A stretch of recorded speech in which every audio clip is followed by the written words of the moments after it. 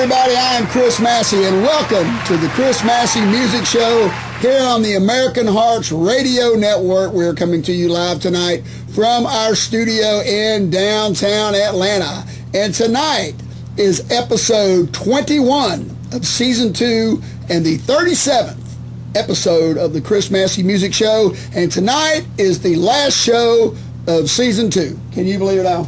Man, it's amazing. Last show, and man, we have had one hell of a year here on the Chris Massey Show. We have had so many great guests, just to name a few. Rick Richards from the Georgia Satellites, Daryl Rhodes, Glenn Phillips, Moses Moe from Mother's Finest. We've had some really good guests and a really good time, and it looks like we will be back in January for Season 3. And I know that especially makes Betty in Hoover, Alabama, very happy. Betty, you will have something to be mad about all year next year, just like you have the last 2 previous years.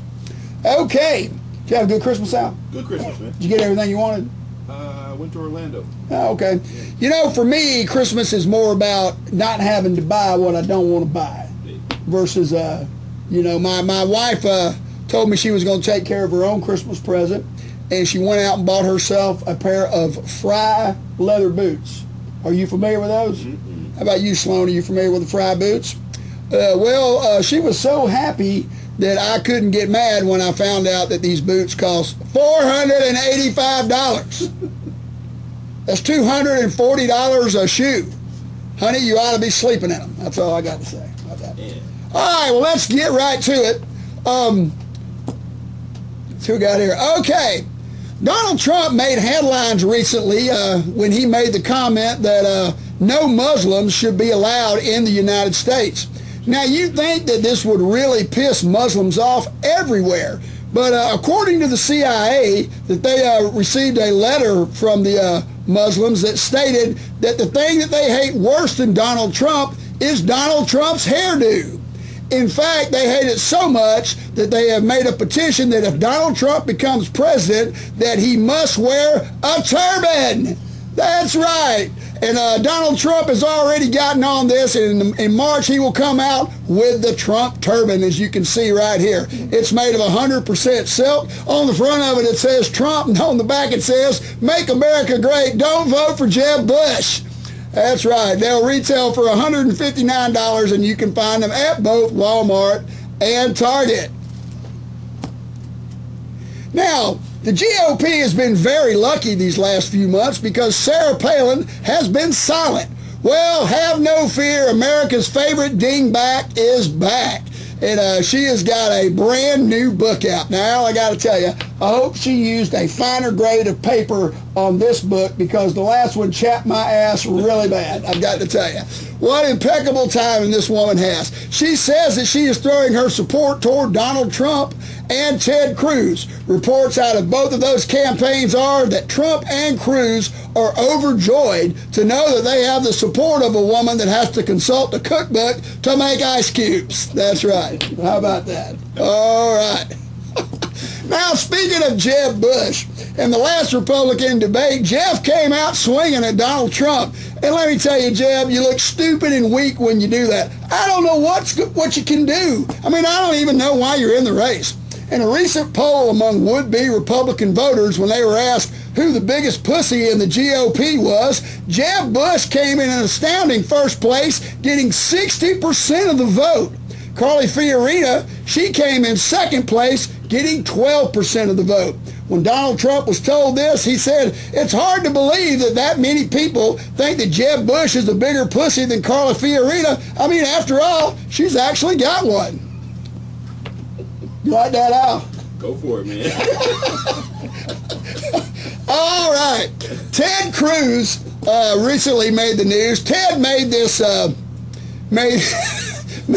made this commercial with his wife and 2 daughters where they're sitting on the couch and the kids are sitting in between them, and they're reading an imaginary Christmas storybook. The book has stories in there like how Obamacare stole Christmas and how the Grinch lost all of her emails. Now, Ted has actually got his kids participating in this commercial, saying derogatory things about Barack Obama and Hillary Clinton.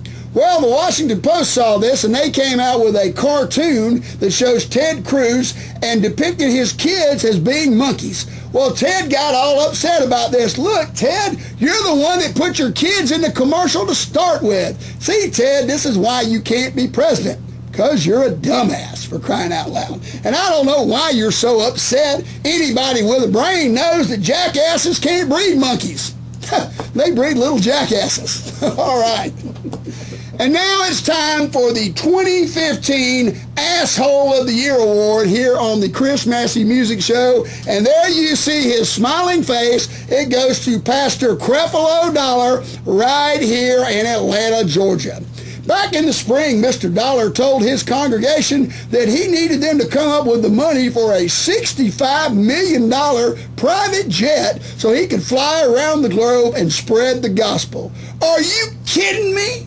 Now, the only thing that makes this even worse is the people gave it to him. Gave it to him. A minister with his own private jet, just like the President of the United States. Now, the staff there, what they said was, we can't really book our flights through the airline because we fly to so many places. Let me tell you something, that is nothing but bullshit. Okay? Let me tell you, Mr. Dollar, I just find it hard to believe that Jesus has a problem with you flying first class or coach to wherever it is the hell you got to go. And instead of spending $65 million on a jet, you should have just hired somebody, paid them $40,000 to make you airline reservations, for crying out loud. Needless to say, he's got the jet. And Mr. Dollar, I've just got to tell you, your story is so unbelievable that you automatically go on the ballot for Asshole of the Year in 2016, and right now, you are the front runner. All right, we got a great show tonight. I have got Zay, bass player from Arrested Development, and Sloan from Sloan Photo. Stick around. We'll be right back.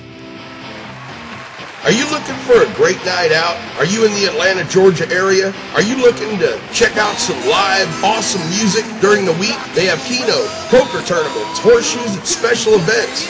It's all at the Moon Shadow Tavern. That's at 3976 Lawrenceville Highway in Tucker, Georgia. That's the Moon Shadow Tavern. Give them a call, 770-674-2133. Check out their selection of great food, friendly service. Visit their website at msttucker.com. That's www.msttucker.com. Moon Shadow Tavern is a proud sponsor of the Chris Massey Web TV Music Show on www.americanheartsradio.com.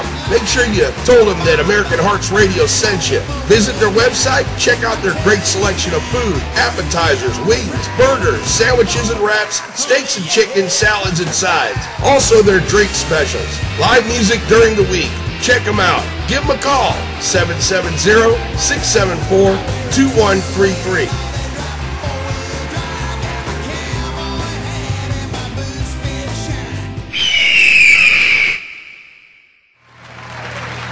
All right, we're back. And Betty, Merry Christmas and Happy Holidays to you over there in Hoover, Alabama. I know how much you enjoyed that monologue that we just did. Okay, my first guest tonight plays bass for a band that came right out of Atlanta, Georgia. Their 1988 album, debut album, spurned a #1 hit with the single Tennessee. In 1993, they won a Grammy for Best Hip Hop Act and Best Hip Hop Album, and Rolling Stone magazine named them the best band in 1993. What an honor that is. I can't think of one any higher. Anyway, this guy plays the bass for Arrested Development. Would you please welcome Zay to the Chris Massey Show? Come on in, my friend.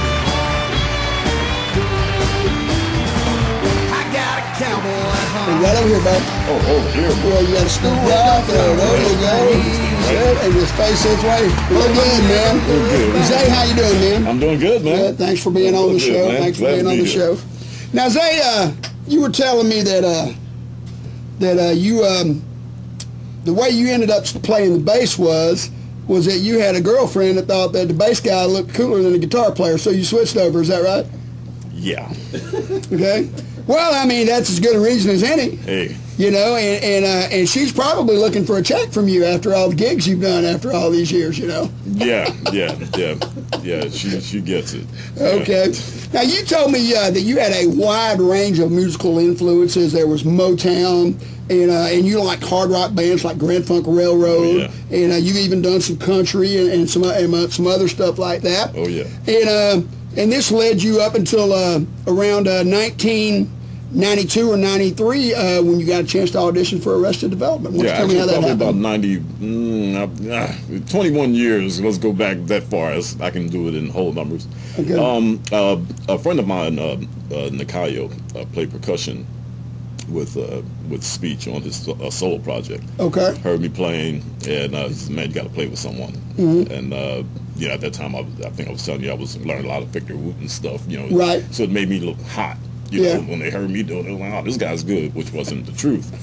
So anyway, I got with Speech and did my little thing, and he was like, "Hey, you want to do it?" And I was like, "Yeah." So I've been there ever since. Okay. Now, one of the things that I like about Arrested Development is the band started with just a DJ and a rapper, correct? That's how I got started. Right. But yeah, then they incorporated a lot of instruments in the band and basically had a full band. Yeah. You know, and that's something that I really like about what they did, which made them different from a lot of rap bands at that time. Right? Yeah, exactly. That's what they're known for. I think they were like the second band to have female, I should say weird, to have female included in hip hop. Okay. And Speech don't kill me for not knowing what the first band was, but I've heard him say that in many interviews. But we're the second band. Now, and the lyrics for Arrested Development, you guys were more on the positive side. Yes. Wouldn't you say? Yes. Now, after that, the first two albums, which both did very well, the band put out a record or two that didn't do as well. Do you think that had to do something with the gangster rap that was coming into play about that time?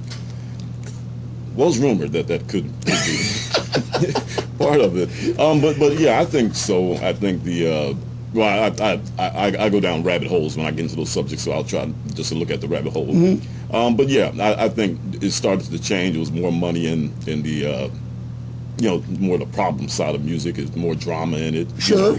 Right. And rebellion for kids and stuff like that. It's all there. It's all there. And I think they just let that deliberately slip through the cracks, basically, and then put us to the side. And, and so we just. But you guys stayed true to your roots. Yep. You did. You didn't do like MC Hammer and try to put out a gangster album after he'd all been doing all this other stuff, which I'm sure he regrets today. Yeah. I mean, when you got Arsenio Hall making fun of you on TV, that's about as bad as it gets. You know it. You know it. That's right.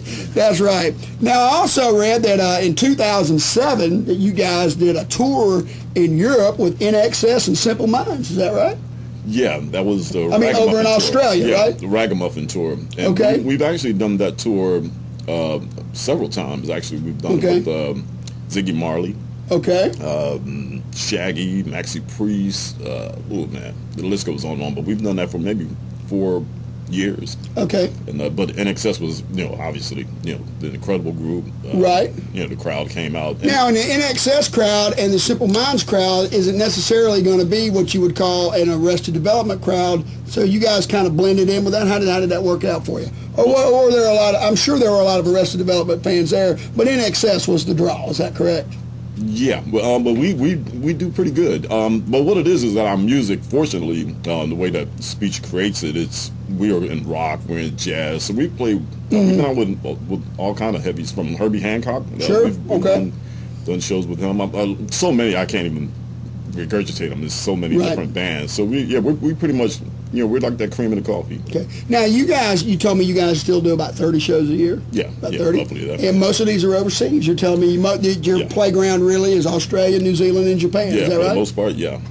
We'll do Dubai, Africa, but for the most part, yeah. And we've been doing Europe, maybe the last couple of years, a couple times a year. So that's been pretty good. So what are the album sales like over there as opposed to here?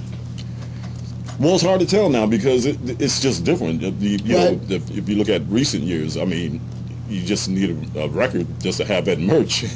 So it's just different. I mean, we for everybody. I got you. It's really a different world right now for music recordings. Now, you guys have put out 10 albums, and the last one came out in 2012, I believe, is what I read. Yeah, you guys got any plans for a new record? We're working on one right now.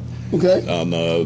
And I can't tell you the name of it yet. Sure. It's a little surprised. We weren't even supposed to know what speech let it slip out.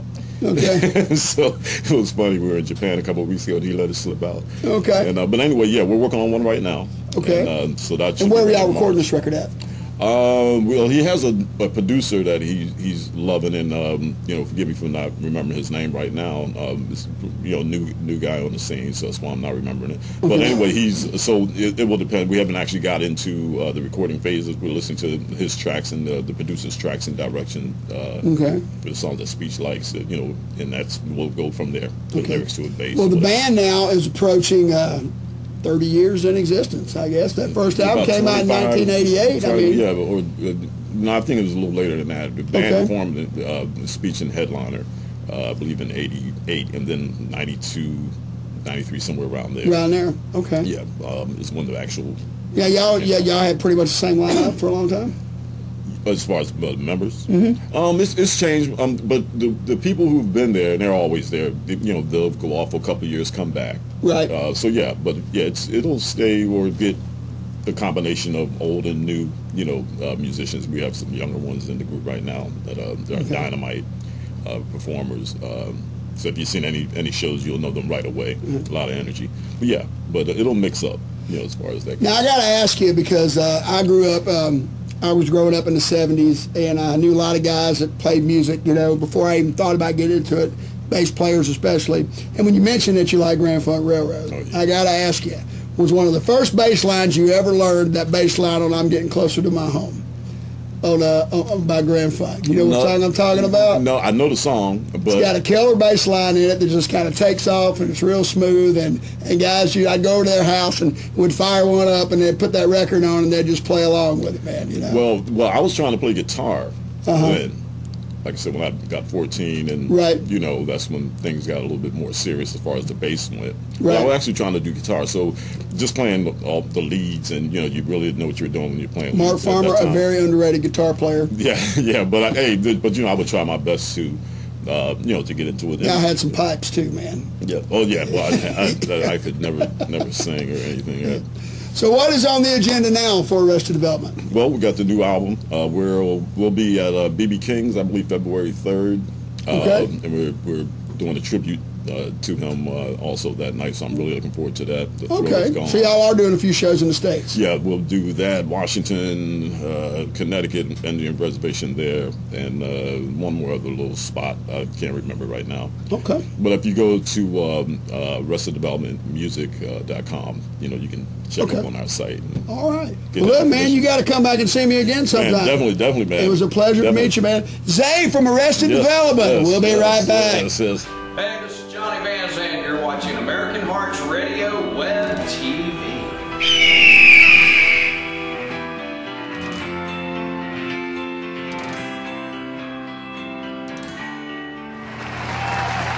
All right, we're back.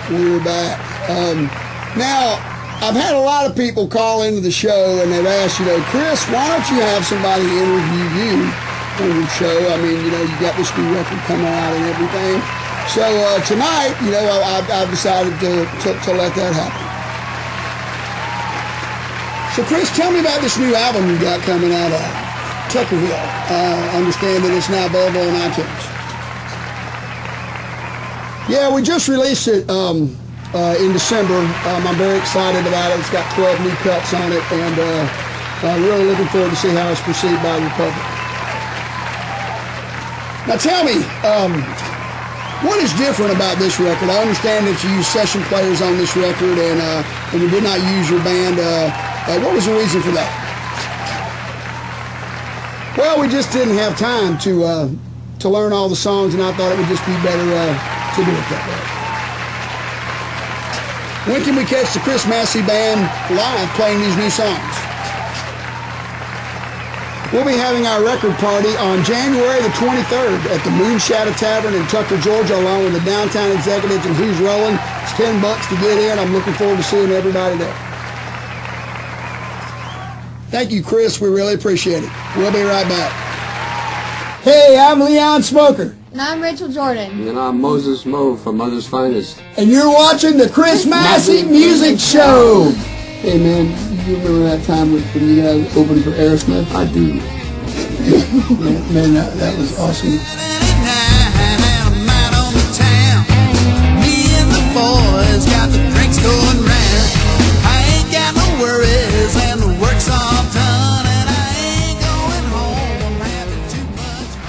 All right, we're back. We're back. I hope you guys enjoyed that interview with myself as much as I did. All right, my next guest tonight is what you would call a real rock and roll chick. She has been around the Atlanta music scene, hell, almost as long as I have. And I mean, I'll tell you how rock and roll she was. She was actually roommates with one of the guys in the Swingin' Richards in the 80s. And that's about as rock and roll as you can get. Anyway, she is, over the last couple years, has turned into a very fine rock and roll photographer and is already building a very impressive resume. Would you please welcome to the Chris Massey Music Show my friend Sloan Rainwater. Hey, hon. Come on in. Have a seat. Have a seat. Okay. Are you nervous? A little bit, yeah. I'm always behind the camera, not in front. Okay. Well, just act like it's not here. All right. So you were telling me when you moved here from California in 1980, that your father actually bought you your first camera. Tell me about that. He bought me my first 35mm camera because I was a little pissed off leaving Southern California and moving to Atlanta. He thought it'd be a good distraction for me, a good thing to learn. I had shown some aptitude for it in Cali. You know, he had bought me a couple other cameras then. But yeah, he put it in my hand. I took a couple courses, learned darkroom, learned film, and kind of went from there. Did early photos early on, the satellites, the weasels, sockets, baby and the pacifiers. Baby and the pacifiers. I'm sure were a lot of fun to shoot. They were a lot of fun, but you know, I did that maybe I was 17, 18, 19-ish. Spent a lot of time at Hedgens. I'm one of the Hedgens alumni. Right. And then kind of got out of it at 22. I met my husband, Sloan Rainwater.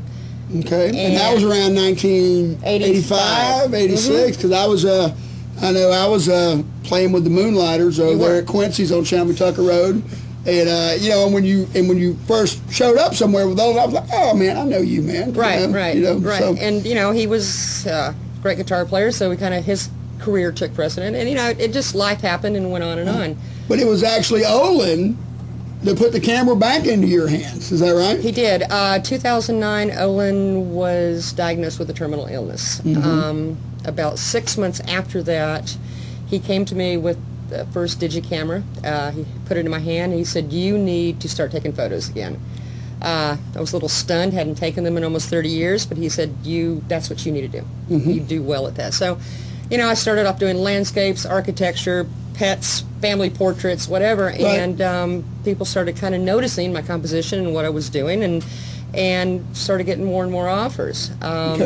You know, it was nothing major, but you know, I started getting kind of a little buzz about my photos, even though they weren't really mainly anything.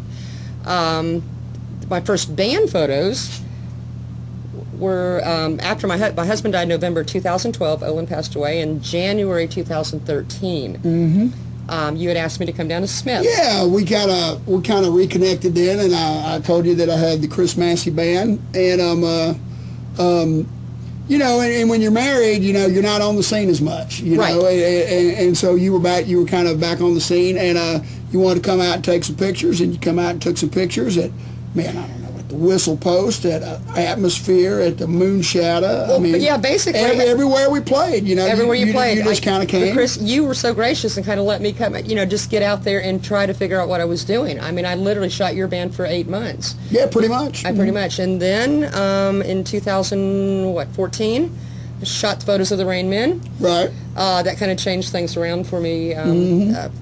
Business-wise and personally. Then spent 2014 at the Star Bar, where Cale Davis, the owner, liked some of my photos, so he made sure I got in, let me get in, and I kind of cut my teeth there. And during this time, you were progressing, turning into a really good photographer. During this, yeah, I didn't. You know, I mean, you know, and you know, you got to get out there and do it. Well, that's what I was doing. I was out 3 or 4 nights a week, 5 nights a week at the Star Bar, at the Earl, and I was just shooting everybody and anybody. It didn't matter who they were. It didn't matter if I knew them.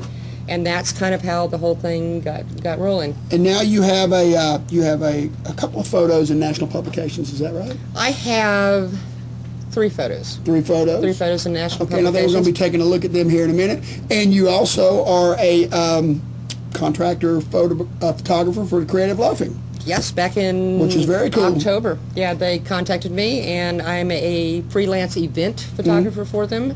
I had 1 event this year, and then I have 4 more coming up in 2016. Now, your thing is black and white photos. Yes. Which is really rock and roll. Right. Which really makes me feel exceptional, because you will see here is that I am one of the only color photos that you have done. Absolutely. And I get compliments on that photo all the time. So let's take a look at some pictures here. Okay, and this is the logo for your company? This is my logo. Sloan Photo. Bobby Atkins, my friend, did that for me. All right. This is the, and I am blind. Let's see, I don't have my This glasses is the on. Lizardman. This is the Lizardman. And who's that good-looking guy in the middle holding it in that Gibson Hollow body? That is Michael Meyer. And he would be your boyfriend. Your boyfriend. That's right. Yeah, Michael's a friend of the show. Yes, all right, let's look at another one now.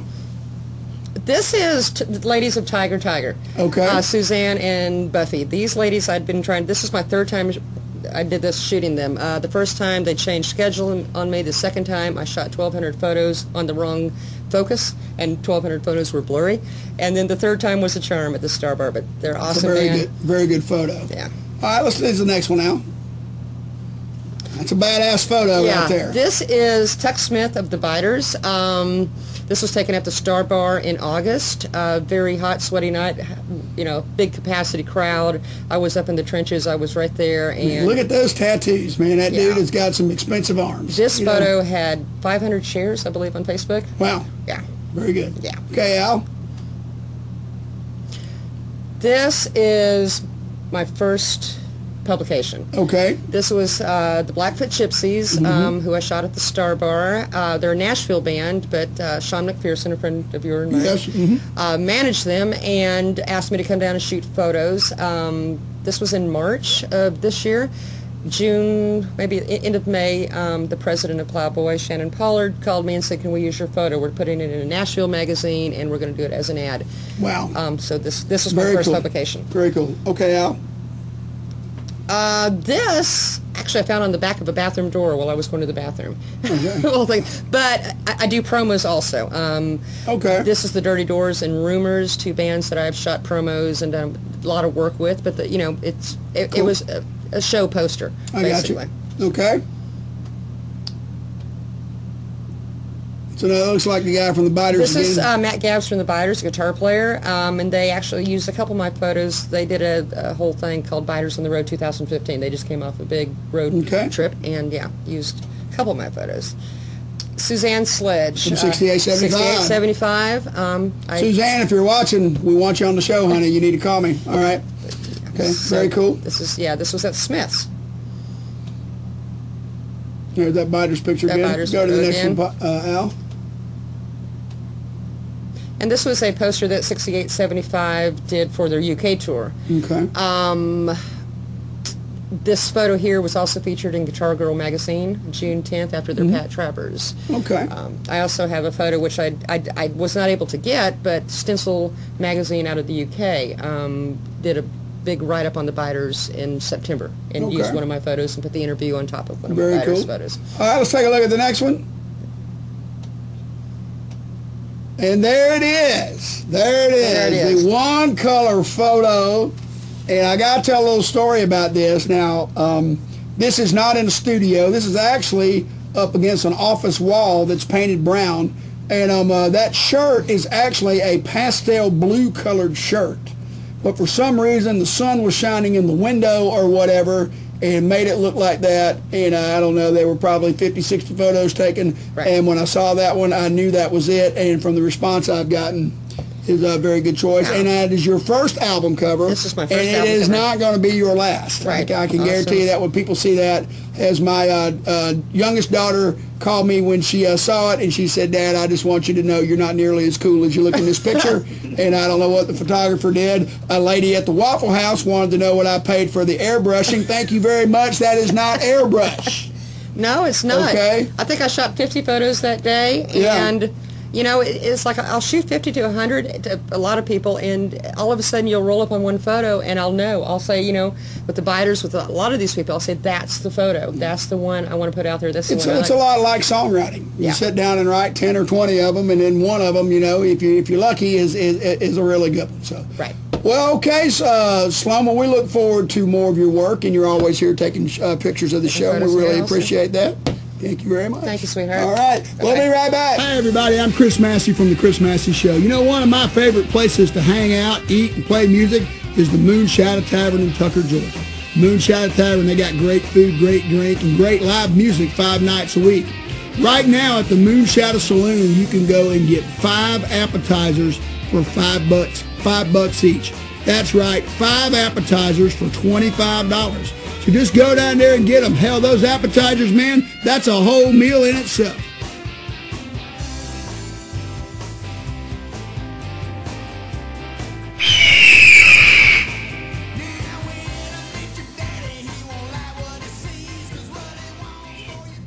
All right, we're back. And like I said earlier in the show, this is the last show of season 2, and the new year is right around the corner, and I'm hoping that everybody is going to have a happy and safe one and a very prosperous 2016 for all of us. It's although the time of the year when I would like to thank Mike Aloia, the CEO of American Hearts Radio Network, Bruce Shepard, his right-hand man that does a lot of the animation and puts things together, and to Al Burrows, who is over here. And I forgot to mention some of the awesome guests we had on this show this year, included one Mr. Al Burrows, who was on the show. Al, you do a fantastic job. It's a pleasure to work with you. And like I've told Mike before, if you guys fire Al, I'm gone. Okay? It's a package deal. That's the way it goes. So anyway, for being a guest on the Chris Massey Show, Zay from Arrested Development and Sloan from Sloan Photo will both receive a 6-month supply of Rice-A-Roni, the San Francisco treat, and a case of turtle wax. Yes, that's right. Just see Ray, the security guard, down in the lobby, and he will set you up with your door prizes. So we will be back in January, and as far as I know right now, we're only going to be shooting 1 show a month for a while. I do not have any guests lined up, but I'm sure we're going to have somebody spectacular here, and we will see you guys then. So remember, like I always say, always love your woman. Take life as it comes, and when you get the chance, have too much fun. We'll see you next time. Yeah,